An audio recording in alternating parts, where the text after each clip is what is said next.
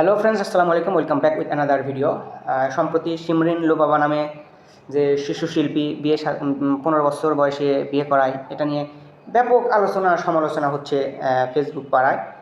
এটা নিয়ে আসলে তেমন কিছু বলার নাই। আসলে দেখেন, 1929 সালে চাইল্ড ম্যারেজ রেস্ট্রেন অ্যাক্ট যখন করা হয়, তখন একটা মেয়ের বিয়ের বয়স রাখা হয়েছিল 14 বছর এবং ছেলের বয়স ছিল 18 বছর রাখা হয়েছিল। সেটা দীর্ঘ সময় ধরে বাংলাদেশে ওই আইনটাই ফলো করা হয়েছে, ওইটাই চলছে। দেখেন, 1929 সাল অনেক আগের হিসাব। ওই সময় তো আমাদের ইন্টারনেট ছিল না, প্রযুক্তি এত আগায় নাই। সে সময় মানুষের মধ্যে এত যে প্রেম ভালোবাসা, টিকটক এগুলো দেখে আবেগী হওয়া, এগুলো কিন্তু ছিল না সেই সময়। ফলে দেখা যায় যে সেই সময়ের হিসাব আর এখন, সেই সময় যদি 14 বছরের বিয়ে সাথে দেওয়া হইতো, এখন তো মেয়েরা আরও অনেক আগে ম্যাচিউরড হয়, মানসিকভাবে তারা অনেক আগে ম্যাচিউরড হয়। ইন্টারনেটে অশ্লীল জিনিসপত্র দেখে এদিক সেদিক বিভিন্ন কিছু দেখে আসলে তারা অনেক আগেই অ্যাকচুয়ালি সাইকোলজিক্যালি ম্যাচিউর হয়ে যায়, অনেকে ফিজিক্যালিও ম্যাচিউরড হয়। কিন্তু 2017 সালে এটা আইনটা পরিবর্তন করে মেয়েদের বিয়ের বয়স রাখা হয় 18 বছর এবং ছেলেদের হচ্ছে 21 বছর। ঠিক আছে। আর সেখানে সংশোধনের সময় একটা বিতর্কিত প্রভিশন বা আইন রাখা হয়েছে। সেটা হচ্ছে, যদি পরিবার চায় তাহলে আদালত এবং আদালতের অনুমতিক্রমে, উভয় পরিবারের সম্মতিক্রমে 18 বছরের নিচেও বিয়ে শাদী দিতে পারবে। দেখেন, আমরা তো আসলে জানি না যে ওই সিমরিন লুবাবা ওই মেয়েটার পরিবার আদৌ আদালত থেকে অনুমতি নেছে কিনা, এই বিষয়টা কিন্তু আমরা জানি না। এবং উভয় পরিবারের সম্মতিতেই তো বিয়ে হয়েছে। সো এক্ষেত্রে এত তেনা পেঁচানোর কিছু নাই। ঠিক আছে।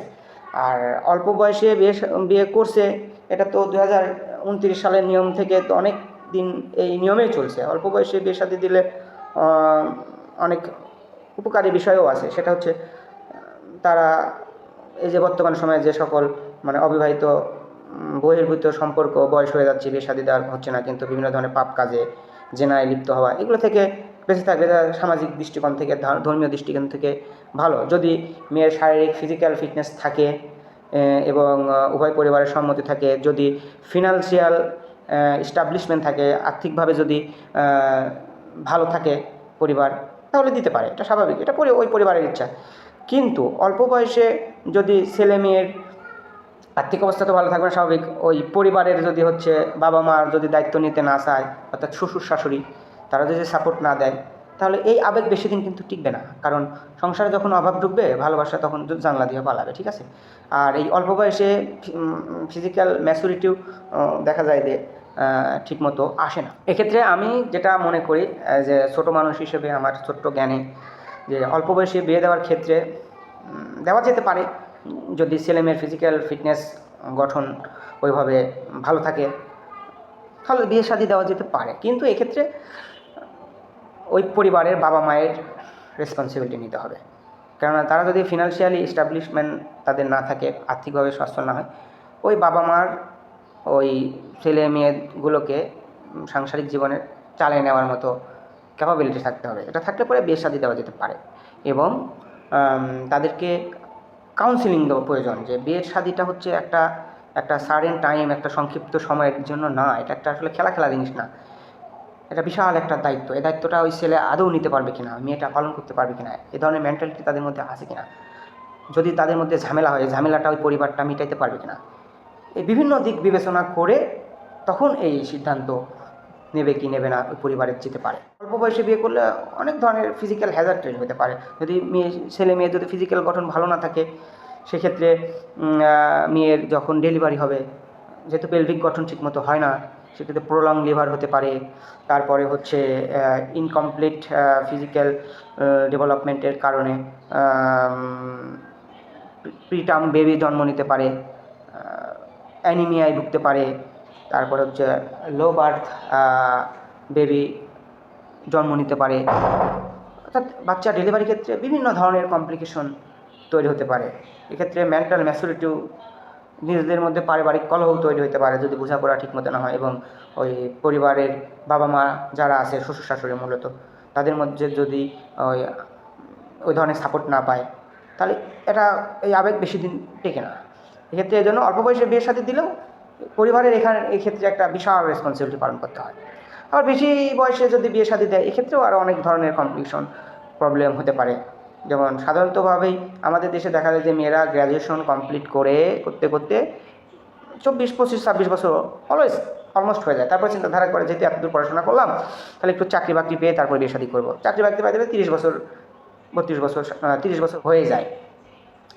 সেক্ষেত্রে দেখা যায় যে একটা মেয়ের যখন বয়স 32, 35 হয়ে যায়, বাচ্চা নেওয়ার ক্ষেত্রে অনেক ধরনের প্রবলেম, শারীরিক প্রবলেম হয়।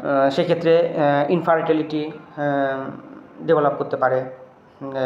তারপরে সিজারিয়ান ডেলিভারি হওয়ার পসিবিলিটিটা সেক্ষেত্রে আরও বেড়ে যায়। এক্ষেত্রে আরও অনেক ক্রোমোজোমাল ডিফেক্ট বাচ্চার মধ্যে গ্রো করতে পারে, বিশেষ করে ডাউন সিনড্রোমের মতো ডিজিজগুলো।